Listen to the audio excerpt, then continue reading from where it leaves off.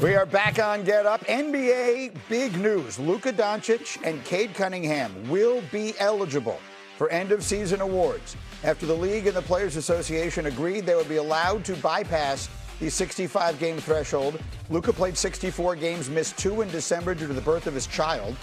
Cunningham played 63, missed 12 after suffering a collapsed lung in mid-March.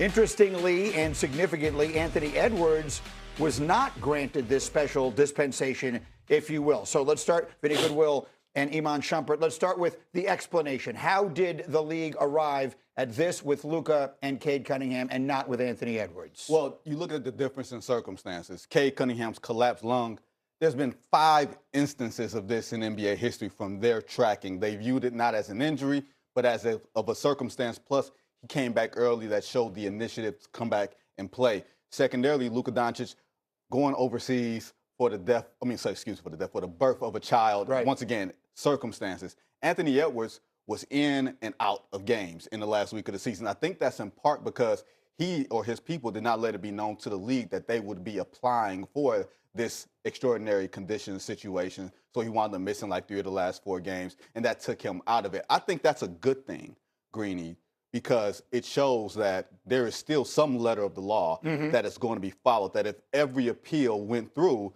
then everybody would say the rule had no teeth. Right. And the league did not contest Luka or Cade's thing. I think that's an important point. Let's underline that. The NBA-PA appealed on behalf of Luka and Cade, and the league did not contest it. They said, yes, we're good with it. We recognize the circumstances. See, this is where it is so rare in this day and age that we just do things that make sense, that maybe I shouldn't be so surprised that something happened that just makes sense, right? Like the 65-game rule is in place for a reason. It is designed to prevent all of the resting and all of the load management and the things that we've seen.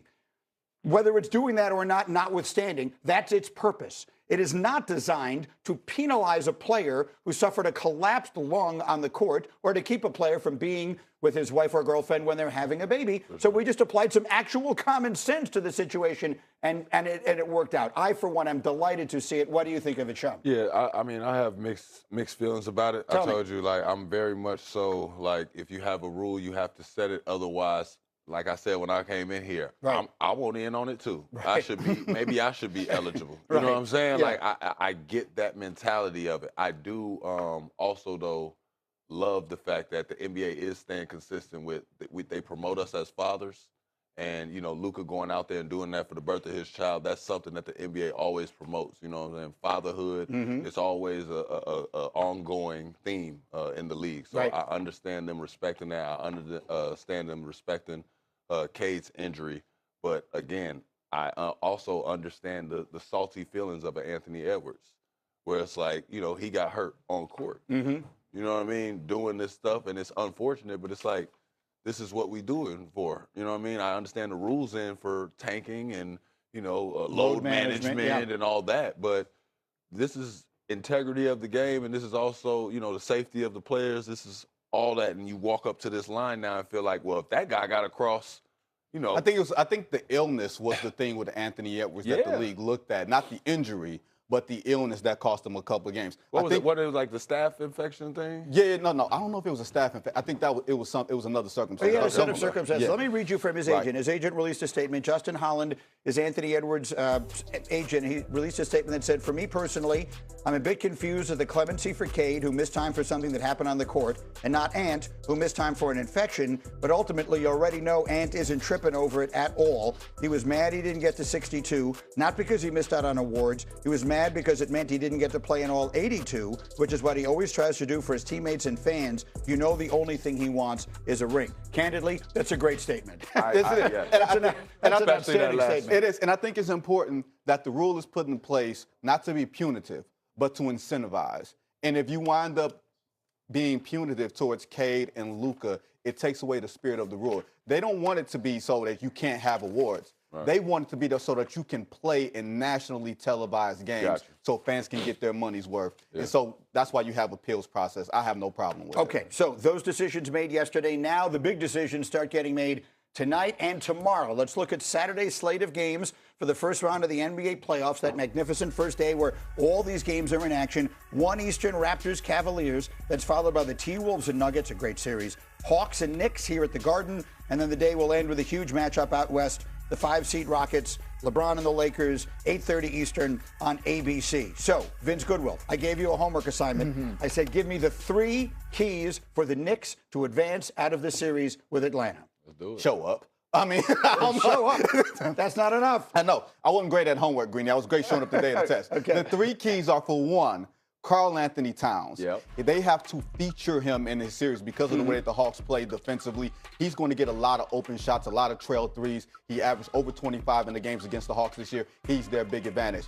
Jalen Johnson almost averaged a triple-double for Atlanta, 20, 10, and 10 against the Knicks. You have to keep him occupied. You cannot let him roam and do everything he wants to do defensively to cause havoc on Jalen Brunson, on OG Anunoby, on Mikal Bridges. You have to make sure that you are draining his energy. And finally, you cannot leave Jalen Brunson on an island in the fourth quarter. The game that they most recently played, Jalen Brunson had to have 14 in the fourth quarter, and he was the only person to have multiple field goals. That is going to be the Hawks' formula to leave him standing alone to where he has to dribble the air out the ball. That's how Atlanta has a chance. If he spreads the ball around, then the Knicks should win this series. What's your message to the Knicks as they get set to play this series starting tomorrow? My message is just to keep the consistency and accountability. But I also want to get to the Knicks that you guys were put together for a reason. All of this pressure and all the expectations and everything around you is because you're supposed to be good, and that's a good thing to have.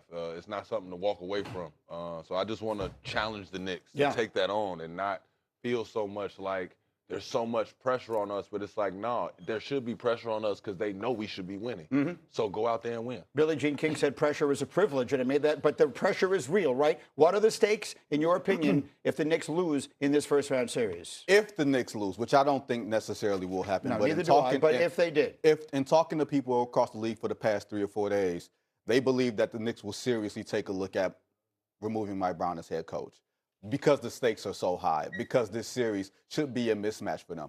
I don't believe that Mike Brown will lose his job. I think that's the scuttle around how high the stakes are for the Knicks, not just this series, but potentially the next round against the Celtics, the next round against either Detroit or Cleveland or whoever comes out of that. The stakes are high for everyone. Karl Towns, Mikal Bridges, the head coach, everyone involved with the New York Knicks. If you're looking for good news for Atlanta, it's that everyone here is picking the Knicks. And as I always say, when everyone is picking something, it almost never happens. We'll have much more hoops as we go. Back to the NFL draft in just a moment. Are you looking? This is those specific injuries that we've outlined, the collapsed lung from Cade, the runner's knee infection for Ant, and then Luka Doncic missing time for the birth of his daughter. None of those injury stints equate to 17 games.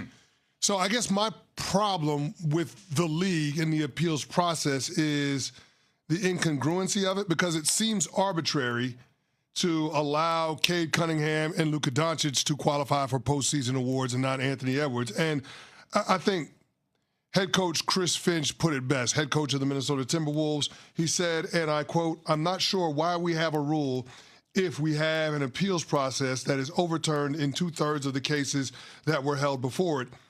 It feels more like a suggestion." That's what it feels like with the 65-game minimum rule. If we like you enough, then we'll let you slide. If you get close enough to the threshold, then we'll go ahead and push you over the top. We'll make you eligible for postseason accolades. But what players are really after is making you eligible for Supermax contracts. Correct. That's what they're saying. And I think it's absolutely disgusting. If you don't want to enforce the 65-game rule, then don't have the rule. Because right now, there's so much ambiguity, there's so much gray in there, and it's going to be impossible for the NBA to have any type of consistency enforcing the rule without clear stipulations outlining the exceptions to the 65-game rule. This is completely in the eye of the beholder when it comes to interpreting whether or not the specific injury or the specific situation deserves a pass. And that's what I got a problem with. If you have a clear outline, if there is clear guidance going into the season as to the things that we will make exceptions for with the 65-game threshold, then cool. But that doesn't exist. So that's where I think it can get problematic for the league.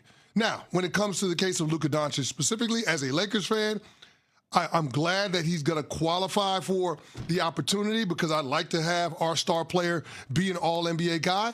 But at the same time, Ev, it is maddening to me for Luka to play the victim when we're talking about a player that got suspended for a game because he had 16 technical fouls this season.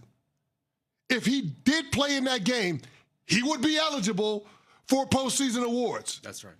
So there's a part of this that was within his control where he didn't exercise some restraint, and it ended up costing him.